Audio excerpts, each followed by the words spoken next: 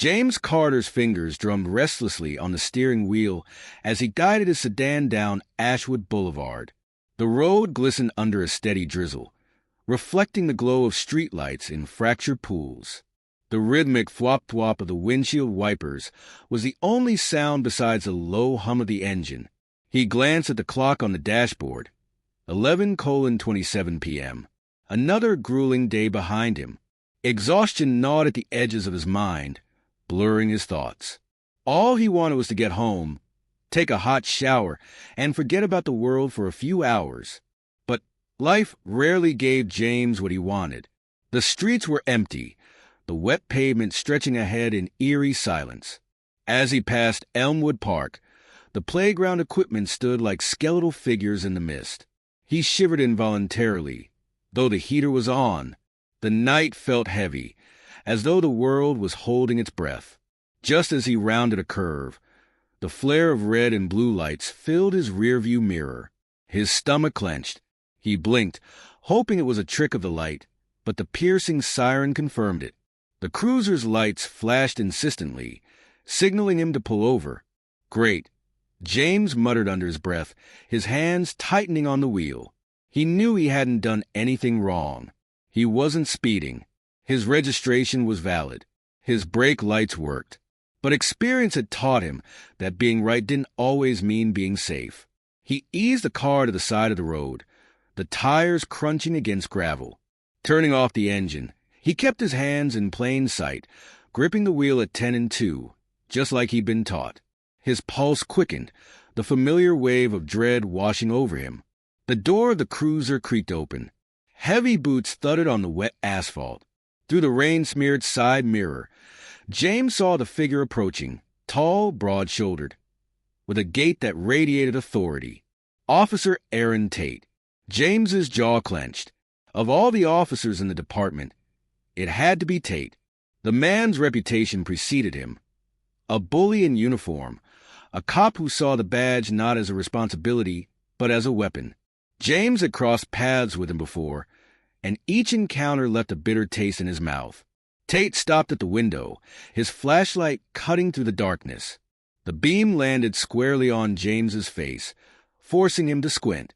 License and registration, Tate barked. No greeting. No explanation. Just pure authority wrapped in a sneer. James took a deep breath, keeping his voice even. Good evening, Officer Tate. May I ask why I'm being pulled over? Tate's lip curled. You were driving too slow? James blinked, disbelief flickering across his face. Too slow? It's raining. I was trying to drive safely. Tate leaned in closer, the rain dripping from his hat onto the edge of the window. His eyes glinted with something that made James's skin crawl. Careful, huh? Tate drawled. Got something to hide? There it was. That smug insinuation, wrapped in false concern. The word pal hung unsaid, but the condescension was there, thick in the air. James clenched his jaw, forcing himself to remain calm. No, officer. Everything's in order. Then you won't mind if I take a look. Tate's smile was thin, predatory. James exhaled slowly. I don't consent to a search. Tate's smile widened, cruel and knowing. Step out of the car. James's fingers tightened on the wheel, but he knew resistance would only make things worse. He unbuckled his seatbelt, opened the door, and stepped into the cold night. The rain hit him like icy needles, seeping through his clothes. Hands on the car, Tate ordered. James complied, the cold metal biting into his palms. He felt Tate's hands patting him down, rough, careless, searching for a reason to escalate. The search ended with a shove that made James stumble slightly. Pop the trunk, Tate said, his voice a low growl. James turned to face him. You need a warrant for that. Tate's eyes narrowed. I don't need a warrant if I suspect you're hiding something. James's heart pounded. He knew what was in the trunk. A silver case containing documents that were never meant to see the light of day. Documents that proved corruption in the department. Tate's name splashed all over them. If Tate opened that trunk, everything would come crashing down. But Refusing would only make it worse. With a resigned sigh, he reached into his pocket, his fingers trembling slightly, and handed over the key. Tate snatched it, his eyes glinting with satisfaction. The trunk popped open with a soft click. Tate's gaze landed on the silver case, his smirk deepening. "What's this?" he asked, his voice mocking. "Private property," James said, his voice tight. Tate ignored him. He reached in, fingers curling around the handle. He set the case on the wet pavement, the rain bouncing off the polished surface. With slow, deliberate movements, he unlatched the locks. The lid opened. For a moment, the world seemed to freeze. Inside the case, neatly arranged, were several manila folders and a single sheet of paper on top. The bold, black letters glared up at them. Notice of termination. And below that, in stark, unyielding print, Officer Aaron Tate. Tate's face went pale. The flashlight in his hand trembled slightly. His eyes darted over the words, disbelief morphing into fury. You set me up," he whispered, his voice ragged. James met his eyes, his own gaze steady. "No, Tate. You set yourself up. This is just the evidence." Tate's hands curled into fists. For a moment, James thought he might lunge at him, but Tate stayed rooted, his chest heaving. "You think you're going to ruin me?" Tate's voice was a venomous hiss. "You think this piece of paper changes anything?" "It's not just a piece of paper," James said quietly. "It's the truth, and you can't hide from it anymore."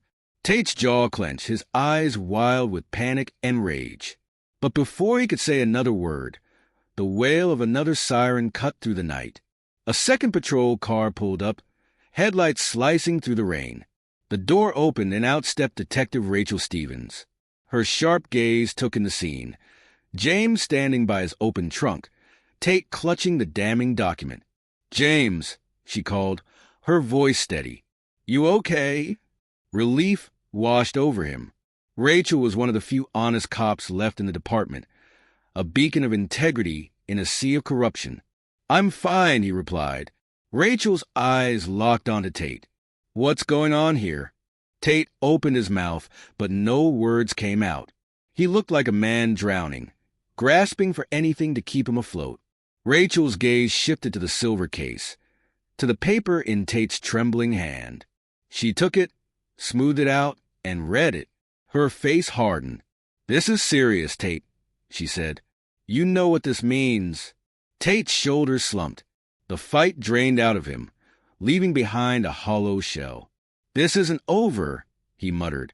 But James knew it was. Rachel turned to James, her expression resolute. "We'll take it from here. This ends tonight." As Tate was led away, rain streaming down his defeated figure, James finally let out a breath he didn't know he'd been holding. The weight on his shoulders lifted, just a little. The fight wasn't over. Corruption ran deep, and there were still battles to be fought. But for the first time in a long while, James felt something like hope. Justice wasn't a promise. It was a fight, and he was ready.